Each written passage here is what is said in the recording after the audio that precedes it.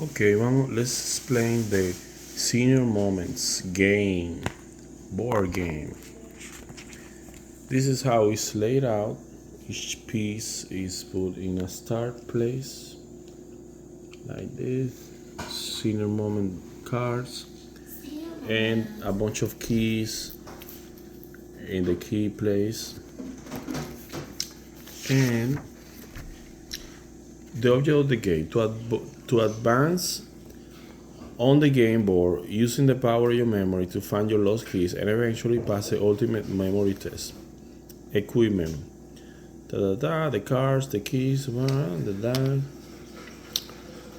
Then this is how it's laid out. Whoever purchased the game plays first, and whoever brings it to the table is the first. So whoever it's time to play, they throw the die. Let's say 2. Okay. So let's say the yellow play 2, number 2. So the person to the right is gonna read from this book.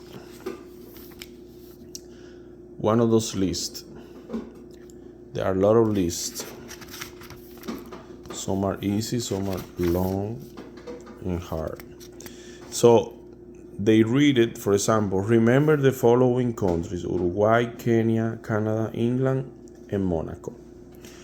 So we read it, so he has to remember and repeat two of those places.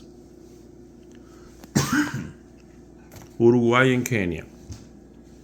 So next player, he plays 2-2. Okay. So the other person needs to read another list for this player. They pick another list and read it, and he has to repeat 2. 2 of the 5. So every time they keep landing in different places, for example, roll again, okay, perfect, roll again, easy. When they land in Senior Moment, they pick a card, read what it says. You just found the phone bill that you addressed and stamped 7 days ago. Move ahead 2 places. This really happened to Shelly. 49. So you pick your cards when you get in Senior Moment. And that's how it goes. Like, everybody has their own list. Whoever read the list for the other player has to, make sure they're saying the correct stuff. So you need to keep landing and trying to land in the key, trying to find their own keys. This one starts here. He can go this way. Let's say, okay, oops, this is brown, but he has to hide it. He cannot show whose color key is that. That's brown. So you cannot let other people know what key belongs to who, so they don't move in that direction. So that's part of the game. Part of the game is not letting the other players know where their keys are and trying to find yours. Orange, black, green. So it's a very complicated game. It's not that easy. It looks easy. The name make it look easier, but red, brown, purple.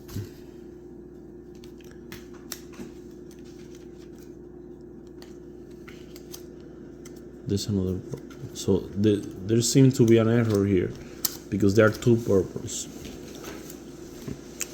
This one is purple and this one no. So this one is a blue one. So it looks a little dark. Oh, you're queen blue one. That's the blue one. So okay, so that's how the game works. So after you find your keys, you just happen to be here. All you have to do now is to get to number 5. And then you have to keep throwing the dice. You land in a 3, you have to repeat 3 of your stuff.